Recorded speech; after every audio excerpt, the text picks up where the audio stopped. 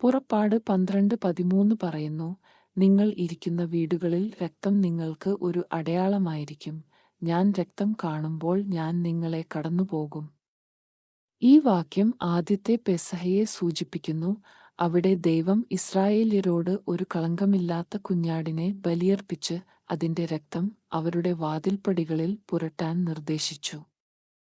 ആദ്യജാതന്മാരെ അടിക്കാൻ കർത്താവ് ഈജിപ്തിലൂടെ കടന്നുപോയപ്പോൾ കുഞ്ഞാടിന്റെ രക്തം അടയാളപ്പെടുത്തിയ എല്ലാ വീടുകളെയും അവൻ വെറുതെ വിടുമായിരുന്നു. ഈ ശക്തമായ പ്രതിച്ഛായ യേശുക്രിസ്തുവിന്റെ യാഗത്തെ മുൻനിഴലാക്കുന്നു. കുഞ്ഞാടിന്റെ രക്തം ഇസ്രായേല്യരെ മരണത്തിൽ നിന്ന് സംരക്ഷിച്ചതുപോലെ ദൈവത്തിന്റെ കുഞ്ഞാട് ആയ യേശു മനുഷ്യരാശിയെ നിത്യശിക്ഷയിൽ നിന്ന് രക്ഷിക്കാൻ കുരിശിൽ തന്റെ രക്തം ചൊരിഞ്ഞു. അവന്റെ മരണം പാപത്തിനുള്ള വില നൽകി. അവന്റെ രക്തം ഇപ്പോൾ അവനിൽ വിശ്വസിക്കുന്നവരെ അടയാളപ്പെടുത്തുന്നു.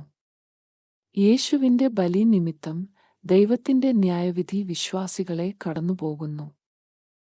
അവർക്ക് പാപമോചനവും നിത്യജീവനും നൽകുന്നു.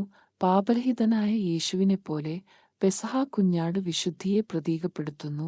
കളങ്കമില്ലാത്തവനായിരിക്കണം.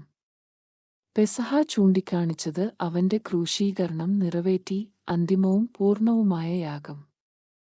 അതുകൊണ്ട് പുറപ്പാട് 12:13 എന്നത് വിടുതലിന്റെ ഒരു ചരിത്ര നിമിഷം മാത്രമല്ല, കുരിശിലെ ക്രിസ്തുവിന്റെ രക്തത്തിലൂടെയുള്ള ആത്യന്തിക വീണ്ടെടുപ്പിന്റെ ഒരു പ്രാവചനിക അടയാളവുമാണ്.